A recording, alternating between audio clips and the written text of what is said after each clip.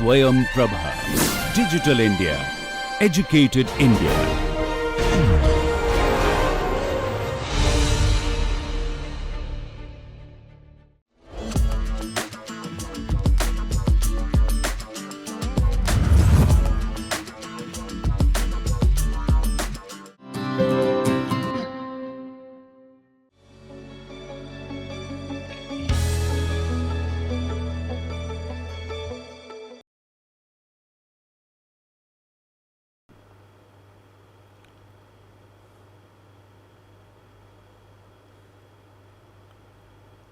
We'll start with a quote, again a very profound quote by Dr. Vandana Shiva. The way you design the world in your mind is the way you relate it to in the real world. Okay, should I repeat it again? The way you design the world in your mind, what is your perception of the world in your mind, is the way that you actually finally relate it to in the real world. And when you design with a deep recognition of its interconnectedness, okay, that means that things are related to each other. If something happens somewhere, it actually affects something else happening somewhere else. Okay, and it is this deep recognition of interconnectedness, you will nurture those relationships. Those relationships are very important. That means the whole world, the ecosystem is extremely important, and we need to keep this in mind while we are designing.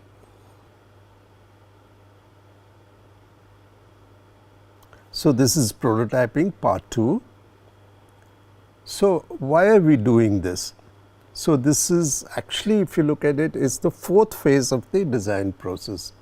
You know, we did the research, we did the analysis, we did the ideation, and now we come to the stage of building your idea, making your idea come true. Okay, so you need to create a prototype. You start with a very low fidelity or a rough idea of your prototype, and in this stage you make it a little better. Okay, so this is that stage of it.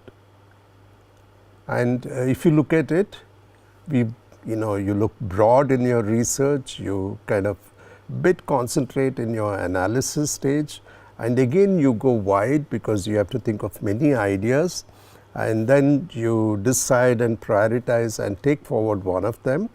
Okay, and that's the stage we are in right now. And the next stage is that whenever you do something, you get feedback, and depending on the feedback you can improve what you're trying to do. That's the intention here. Okay, so let's get into details of it. Okay, what exactly is prototyping part 2? So, prototyping part 2 involves what we call as medium prototyping. Okay, the next version of the ideas and concepts that you had in mind. Okay, we did low fidelity paper prototyping, mock-ups in the first part of prototyping. Okay, it also means that you have to try it out, right? And what we see is that if you can actually look at it from the bare minimum product that you can do, so that you can test it, okay, that's called as the minimum viable product. Or there's a part of it that you want to test it, you know, it's a new technology you're doing, or it's a new hinge that you're trying to do, or it's a new mixture of things that you're trying to do for the first time. Then it's better to build that particular part, okay, and test it out. Okay, so that's the proof of concept, as well as understanding how the user would, interact and experience the concept, along with information architecture. And also at this point of time you can also decide what technology and medias that you need to select. So, if you look at it, we've done the soft prototyping, we are on to the medium prototyping. In the next stage, we'll actually make actual hard prototypes. Okay. Prototyping part 2 will take you much more closer to the final design that you had in your mind. Okay, and it helps you visualize, make it tangible. Okay, once it is tangible, you can give it to the user, test it, get feedback. And depending on the feedback, you actually iteratively try to redesign what you thought of. When is it done? If you look at it, almost as like in the first part, all creative and innovative domains, whether it's architecture, arts, music, film, science, technology, communication design or product design or animation, will do soft prototyping, media prototyping and then hard prototyping as they get more and more convinced that their ideas are correct. Okay, so it's applied in all creative fields, okay, as well as science. Okay, so it's something that everybody does, before you actually make sure it works, you try it out. Okay, so if you look at medium prototyping, it's a little better than the last time in the sense that it is much more surer. Okay, so from initial sketches, these become actually draft sketches. You have 3D renderings and scale models, that's for architecture. For arts also very similar, draft sketches, drawings and scale models. For film, now you have a draft script. Okay, your scenario sketches are much more refined. Okay, your settings and character sketches are much more surer. Okay, animation also follows the similar thing. You have the draft script, your scenarios are much better. You have almost selected the character. Okay, and you can put it together as a set of animations and called as animatics, right? And you can play it along with the sound. In graphic design, from initial layouts, you come to draft layouts. Okay, and then you can make paper prototypes and you get the feel of it and you can print these out, right? That's in 2D graphic design. In product design, your initial idea sketches have become draft sketches now. Okay, and you can start doing the renderings and you can do both minimum viable product as well as the proof of concept here. Okay, digital design again, they've gone from initial sketches to digital sketches to from low fidelity to medium fidelity, information architecture of the structure of what you want to do, the path and the direction that you want to take. Okay, and you end up with medium fidelity prototypes. Okay, in science and technology, you still have to make sure your equations and formulas work. Okay, and now you can draw and visualize that if it's possible. You can make working models and you can do an experimental test setup for validation. Okay, so the fact is that the prototyping is a very important aspect of bringing a product from an idea to a final stage. Okay, so let's look at what is a minimum viable product. It's also called as MVP, and you try it out because it's just simple model of it. Okay, as the name suggests, it's just got enough features or functions in order to get a feedback from its users. Okay, so it's very easy to do it. Okay, it doesn't take that much of time. Okay, it is also part of a startup. I would call it as a lean startup where you still have not the money to go into full-fledged prototyping. So you're testing and trying it out because MVP saves you time, efforts and costs, which is very important when you start and set up. If you look at it, the simple version helps to quickly visualize, test and get feedback, change or iterate in order to make the next iteration. Okay, and you can see that these are sketches of the Mabo, a shareable Mabo product, which we saw as a case study in our last presentation. Okay, and then they have made a foam model out of it with detachable data units. Okay, it's a very simple prototype to get feedback from the users whether they would like the concept or not. Okay, so you can see that it's just got sufficient details in it to show what it can do. See, for example, the kids say that we can scribble on it, I can change the way it looks, I can detach this marble and give it to my friend. Okay, can I do something else with that? And the last sentence is we all want it. Okay, so it looks like what we thought of makes sense, right? So that's the minimum viable product. Okay, very close to it is something called as a proof of concept, especially very useful if you want to try out something within your idea, which could be to do with a detail, a new mechanism. Okay. So, you kind of just prototype that part of it and demonstrate it to the user, or he tries it out and you get a feedback from it. Okay. Is a great way to test the functional, technical, material aspects. You got a new material, you want to make use of it. You don't know how it would actually work. So, you just do a prototype with a new material. Again, just like the previous one, this also saves a lot of time, efforts and costs, okay, and helps one to quickly visualize, test, get feedback. And again, basic intention is to iteratively change it in order to get a better version of it.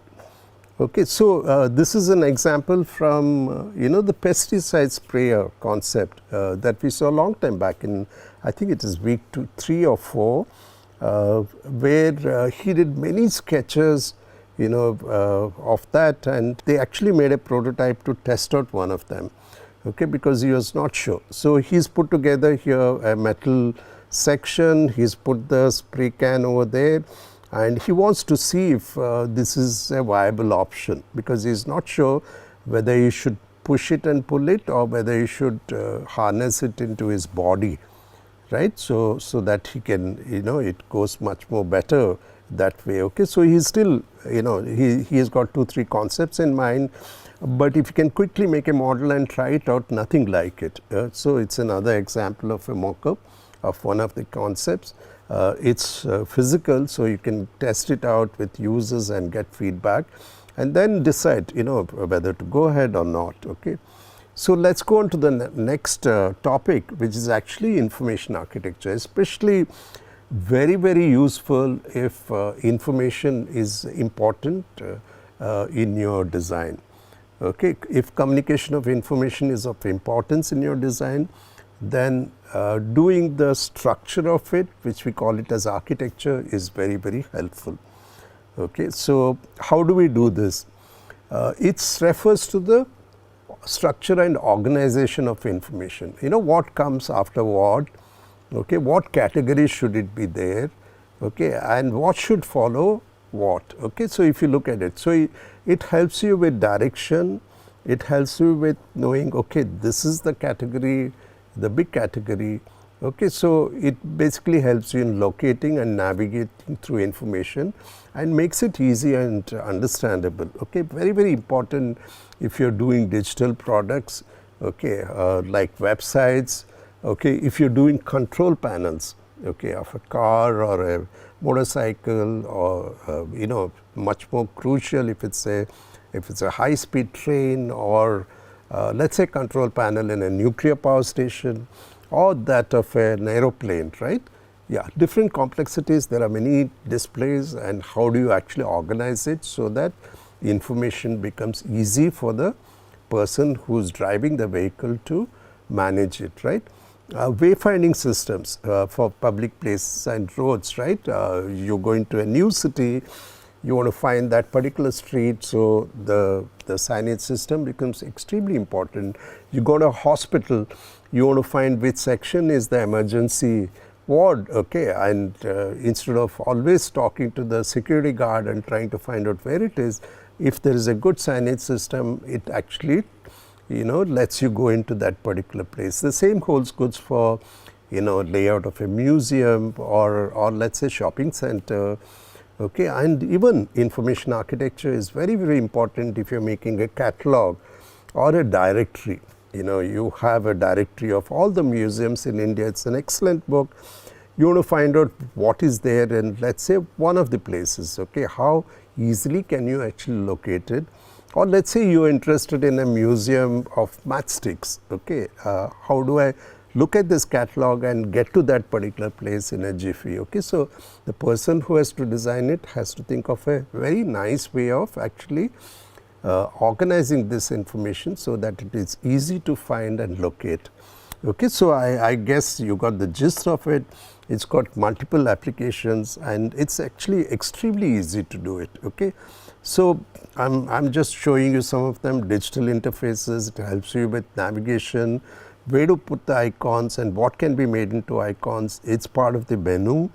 Okay, and yeah, it also, the buttons and hyperlinks become part of the digital information. Okay, control panels, that means buttons and switches, knobs, sliders, okay, interface displays, all have to be organized, okay, in a given surface. Wayfinding systems, that could be signages, so you can use, you know, symbols and text, and like in India you need to use multiple languages. You make use of arrows to show directions, color to differentiate between different aspects. The same holds good for navigating inside a museum. So layouts, navigation, the directory, the use of arrows.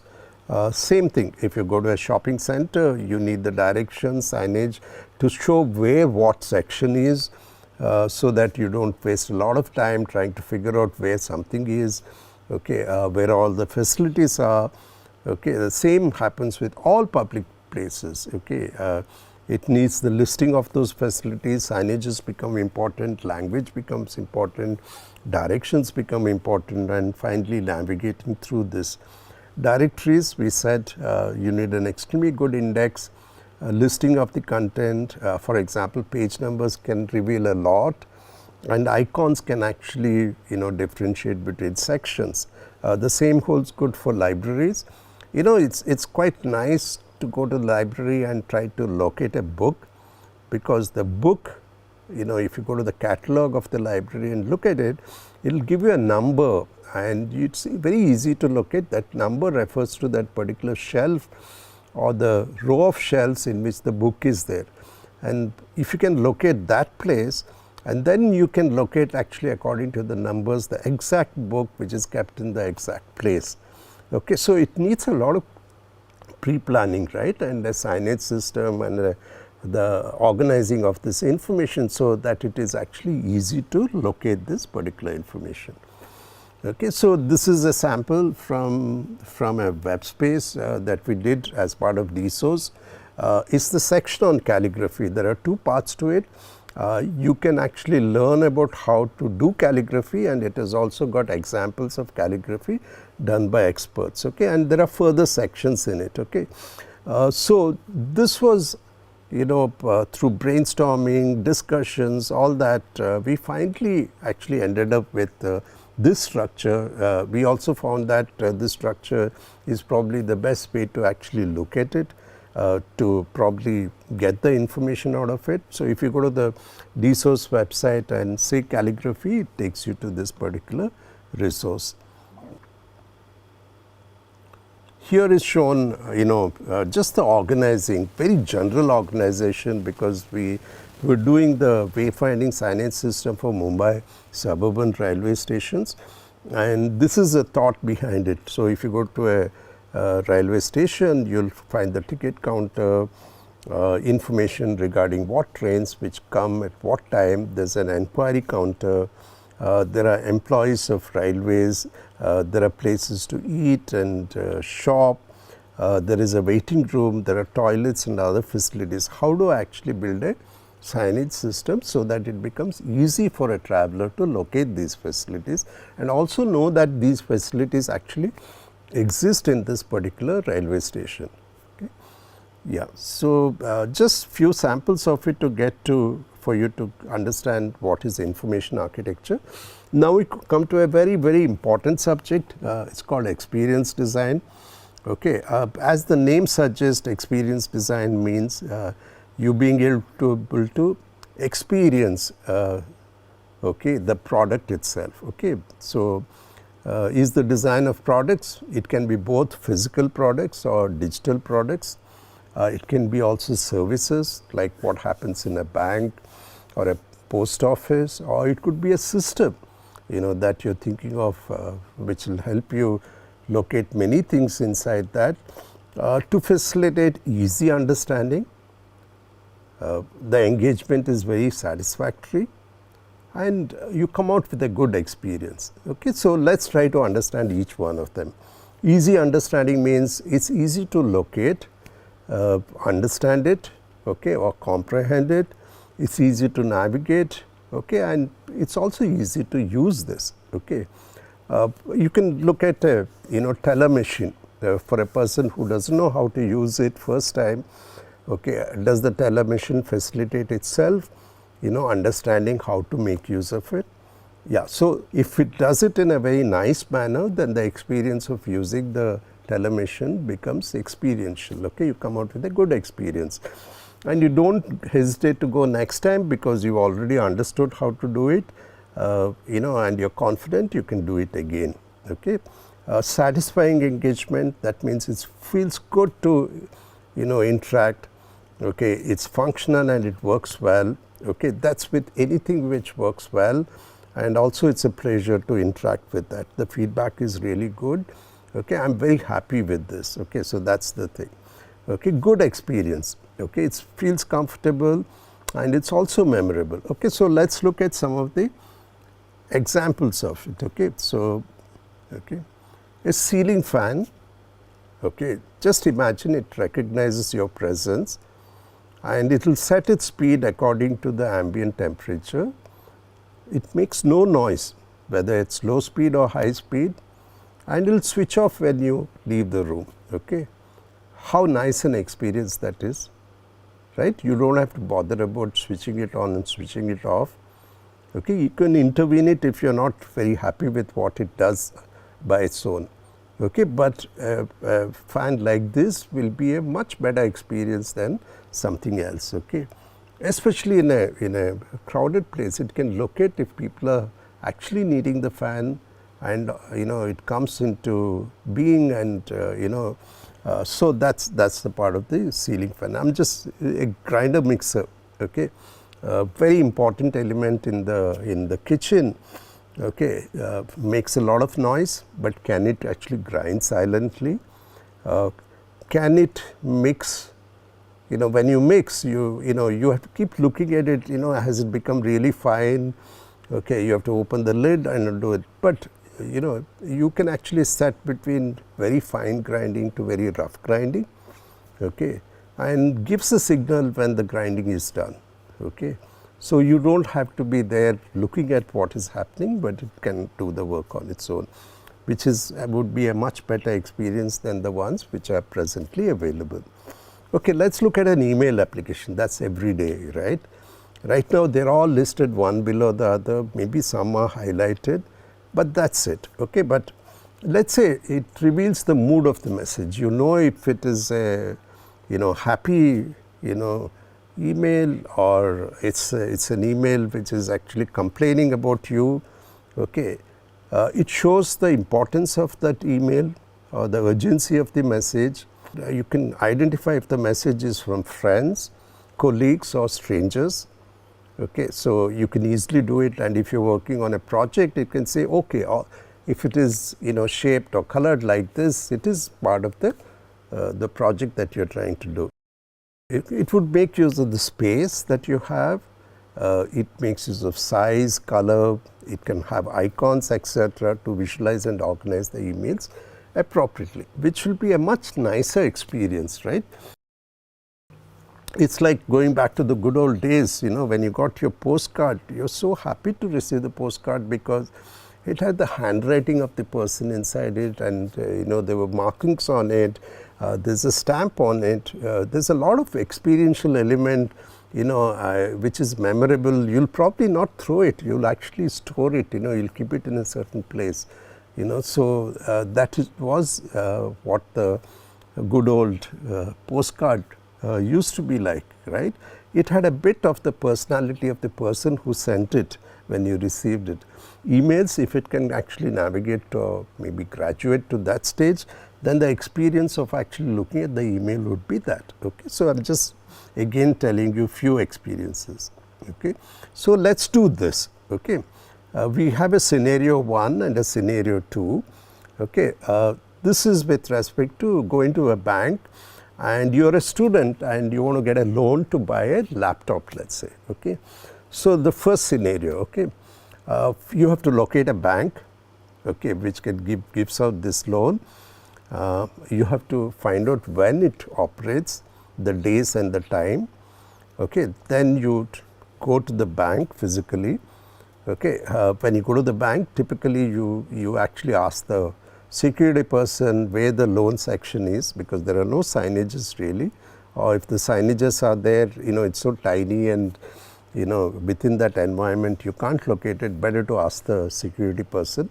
So he'll say go there, and you'll see that there is a long queue in that place. So you stand in the queue, and at the end of the queue the person will give you a form to fill, and he says you bring all this list of documents that you need to produce it. After that only we can process your loan. Okay, so again, you go back home, collect all these documents, make copies of it, make signatures, fill up the the form, okay, and then go back to the bank, stand in the queue again.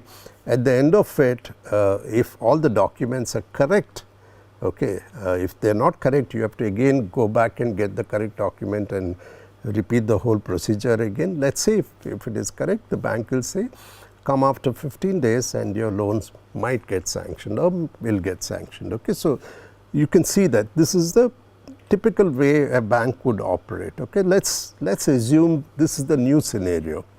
Okay, you locate the bank online and search for the loan facility within the bank.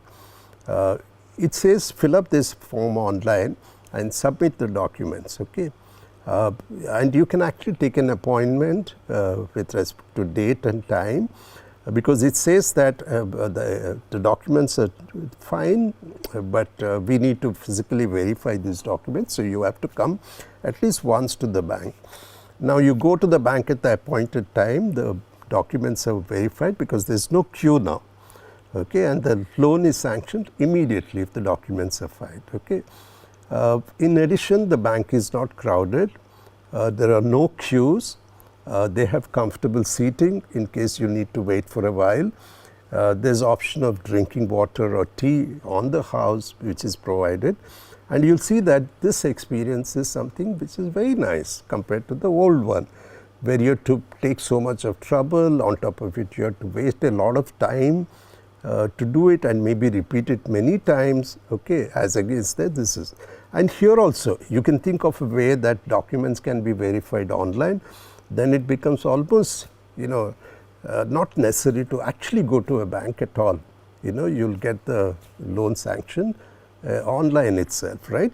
So that is a much better and simpler thing to do. Okay, so we've got the difference between the two. Okay, and I can say that that's a great experience. But in real life, there are many things in life which are of great value to us, and also they have great experiences. Okay, there is no place of worship which doesn't have these experiences. Okay, touch, in a place of worship, it uses the sense of touch, the sense of smell, the sense of taste, the sense of hearing, and also the sense of sight, right?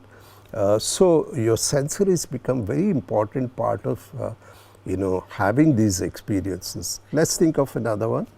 In a restaurant, okay, you go for a celebration, you touch the food, you shake hands with your friends, you hug them, you dress up. Okay, very important for you. There's a smell of food, the taste of food, you're hearing conversations, and the ambience is beautiful to your sight, right? So it makes use of all your senses, and it's a good experience. You want to go back to that restaurant again. If the experience is not so good, the food is not so good, you'll probably not go to that place again. Okay, celebration of festivals. Festivals are always like this. They're very celebratory. You touch. There are many ways of touching. Okay, you dress up, right? Smell is an important aspect of celebration. Of course, taste, it's full of sweets and good food. Okay, yeah, for hearing there are bells, there are chants. Okay, and sight, of course, is full of colors, and yeah, so it uses all the sensories, right? So now you can think, what are your great experiences? Okay, where do you go to get good experiences? Okay, so all I'm trying to say is that all these are human creations, right? Place of worship, going to a restaurant and you having a good experience within the restaurants, or even festivals, okay, celebrating festivals. Okay, what we need to do is that when we are designing something, can we bring some of these experiences into the design of the product, so that the experience of using the product is great. Okay, so that's the big question. Okay, so with that we'll stop this section. Okay, why is prototyping part 2 important? Let's have a look at it. It takes you further closer to the final version of the idea or concept and helps you to visualize, make it tangible, test it, get feedback, and again make iterations before the finalized design is done. Okay, it involves medium prototyping, what we call as the next version of idea and concepts, and we've gone through many of the tools that you can use. One is making out the minimum viable product, MVP, or making a proof of concept if you have a new material or a technique or a function that you want to test out. Information architecture, IA, as well as understanding how the user would interact and experience, XT. This makes it very, very important that the part 2 part of it is actually an extension of part 2. And also it's the stage where you can actually look at what choices of technology and medias that you can actually make use of in your design. Okay, so we moved from soft to medium, and in the next stage we will go into hard prototyping. Okay, so what does it involve? Okay, so I am just summarizing what we did till now. We had a look at how to do a minimum viable product, how to do a proof of concept, how to do information architecture, and how to do experience design. So again, we've given some really nice references here. The reference to dsource.in still stays. It's very useful because it has got many resources connected with this subject. There's a beautiful book called Sketching User Experiences by Bill Buxton, who is a principal scientist now at Microsoft. Okay, it's very nicely done to say that visualizing and sketching is actually extremely important for ideating.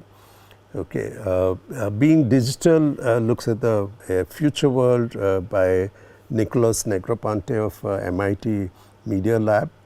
Very easy to read, nice to read, very informative. Bill Mockridge, who's a co-founder of IDUO, okay, designer, he's written this book called Designing Interactions, and it's full of conversations with people who made a difference in digital design. Okay, so again, very, very informative and resourceful book. Okay, and of course, Stewart Brand from again MIT Media Labs, he's written this book called The Inventing the Future. Again, extremely nice book to read. Okay, so we'll end with a quote. This is by Stewart Brand. Okay, again, very interesting quote. You can count the number of seeds in an apple, but you can never count the number of apples in the seeds, right? Because an apple can produce so many seeds, and that can give rise to many number of apples. Okay, so that's a extremely interesting quote.